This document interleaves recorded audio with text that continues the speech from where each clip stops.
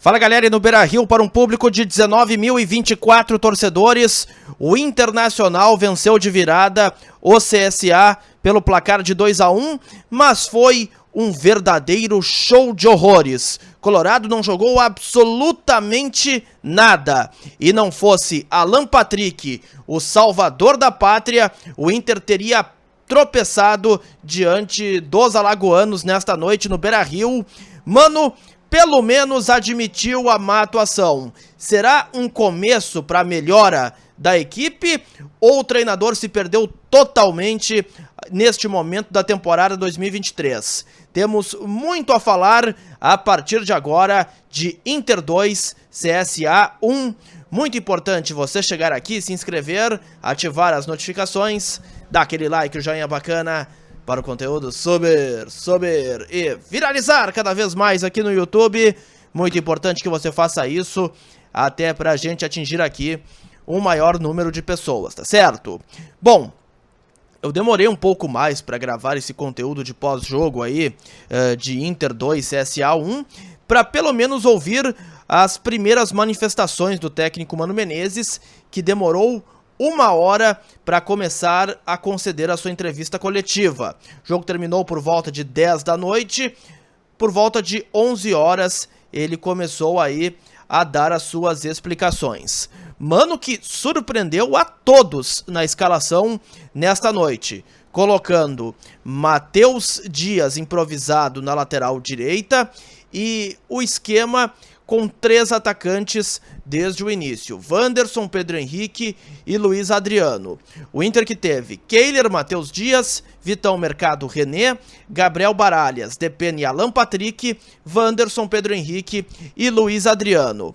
Parecia que o Inter iria construir uma vitória com total tranquilidade, pois logo a 4 minutos, na verdade o pênalti foi antes, foi a 2, 3 minutos da primeira etapa, o Ednei fez num pênalti no Gabriel Baralhas, o árbitro foi no VAR conferir, deu a penalidade máxima, mas aí a 4 minutos o Pedro Henrique desperdiçou o pênalti.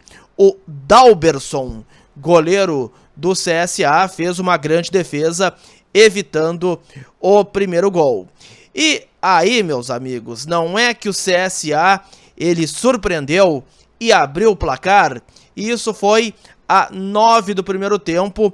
O Gabriel Tagliari recebeu na pequena área, girou em cima da marcação, chutou fraco, mas o suficiente para tirar o Keiler da jogada e aí fazer CSA 1-0.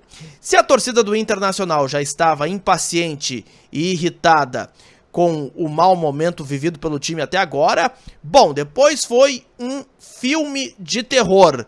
A todo toque, pelo menos até o Inter construir o empate, foram muitas e muitas vaias, torcedor irritadíssimo com o desempenho do time. Mas pelo menos o Inter não demorou muito a empatar o jogo, que veio aí a 23 do primeiro tempo, cruzamento do Depena, o Alan Patrick apareceu na pequena área para empatar a partida. Veio o segundo tempo e o Internacional, antes até de falar do segundo tempo, eu estava me passando aqui, o Inter fez os últimos 10 minutos da primeira etapa, foram de apavorar o torcedor colorado, porque o Inter, ele taticamente inexistiu, errou muitos passes, tecnicamente sofrível, e isso também fez refletir nas individualidades. Apenas o Alan Patrick se salvando. O Depena, irreconhecível até agora em 2023, não está jogando absolutamente nada. Gabriel Baralhas não conseguindo dar o poder de marcação no meio campo, tanto é que levou o cartão amarelo. Luiz Adriano apagadíssimo no comando de ataque. Pedro Henrique perdeu um pouco da confiança depois do pênalti desperdiçado. E o Wanderson também longe de ser um jogador que venha a entusiasmar o torcedor do Inter até agora em 2023. Veio o segundo tempo e o Mano Menezes fez mais uma mudança que eu considerei assim uma invenção do treinador do Internacional. Não vou ficar aqui em cima do muro. Ele coloca o Tauan Lara no lugar do Gabriel Baralhas. E aí o Inter ele passa a ter o Vitão de lateral direito, o René de zagueiro, o Matheus Dias entra na primeira função do meio-campo e o Tauan acaba indo para a lateral esquerda. Uma completa salada de frutas. O Inter ainda muito atrapalhado, mas se bem que em relação a si, ele teve aí uma pequena melhora, tanto é que logo no início do segundo tempo, o Inter teve aí uma chance claríssima num cruzamento do Tauan Lara, o Luiz Adriano perdeu um gol praticamente sem goleiro, e a virada veio a 4 do segundo tempo, numa escapada pela direita, o Pedro Henrique cruza, o Ednei afasta mal, o Alan Patrick bate de primeira e faz o gol da virada do Inter, 2-1, mas você se engana se que foi aí uma vitória, digamos, fácil de ser administrada. Muito pelo contrário, o Inter sofreu e sofreu bastante.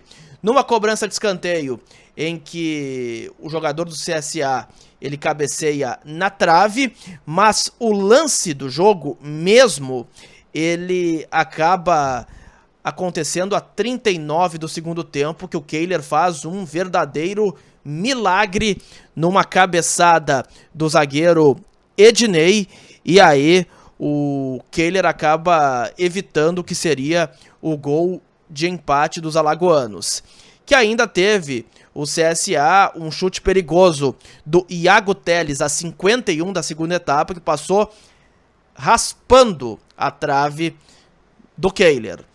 Mas pelo menos o Inter venceu e foi muito vaiado antes, durante e depois da partida.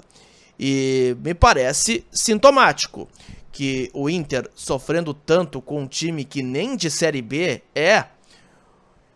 o Inter vai precisar encontrar novamente o seu rumo, porque do jeito que está, a coisa vai degringolar. E o Mano Menezes, pelo menos, eu ouvindo aí a sua entrevista coletiva no início, ele já admitiu a má atuação e até disse exatamente o seguinte, até eu vou pegar aqui algumas aspas do treinador do Internacional: nós entregamos menos do que poderíamos, perdemos um pênalti e saímos perdendo, e tudo que não poderia acontecer depois da eliminação contra o Caxias. Mesmo com adversidades, tivemos a lucidez para conseguir o empate e depois a virada. Bom, pelo menos é um começo. Longe de resolver os problemas, claro que sim, mas que pelo menos o Mano admitiu que não foi nada boa a atuação.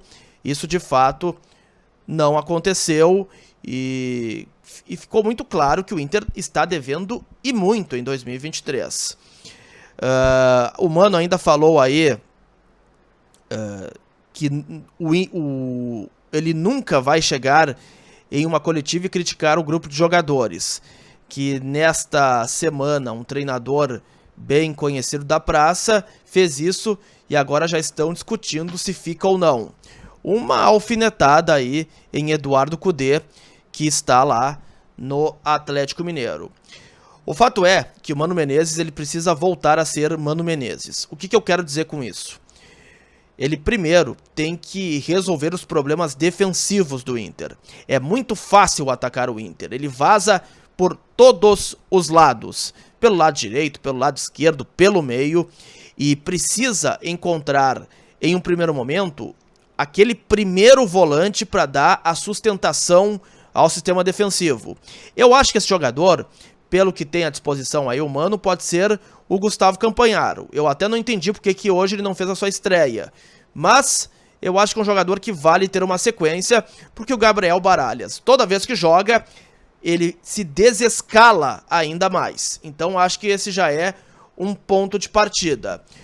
Lateral direito, o Inter ele vai ter que encontrar uma alternativa, pelo menos algum garoto da base que seja, para ter um jogador da função ali. O Matheus Dias não é do lugar. Tanto é que ele foi para o meio campo no segundo tempo e teve aí uma melhora importante. Problemas de táticos. O Inter está sofrendo muito com isso. Muito, muito. O Inter, ele me parece que perdeu o seu principal trunfo agora nesta temporada, que é a competitividade. O Inter parece que vai ganhar as partidas quando quer. Quando é justamente o contrário. O Inter precisa render na sua plenitude, ou ele rende da melhor forma, quando ele joga na corda esticada em todas as partidas. Então, o que eu quero dizer com isso? O Inter precisa voltar a ser Inter, competir na enésima potência, porque aí, aos poucos também, as individualidades elas vão voltar a surgir. Claro que eu tiro o Alan Patrick, que tá jogando demais e tá salvando o Inter partida após partida. E assim eu vi Inter 2, CSA 1 no Beira-Rio, um show de horrores. O Inter não jogou nada, foi merecidamente vaiado pelos mais de 19 mil torcedores presentes, e o sinal de alerta está mais do que ligado. Ou o Inter melhora, ou vai sofrer, e muito, no Campeonato Brasileiro, por que não na Copa do Brasil e também, por óbvio, na Libertadores da América. Gostou do vídeo? Dá aquele like, aquele joinha bacana. Grande abraço a todos.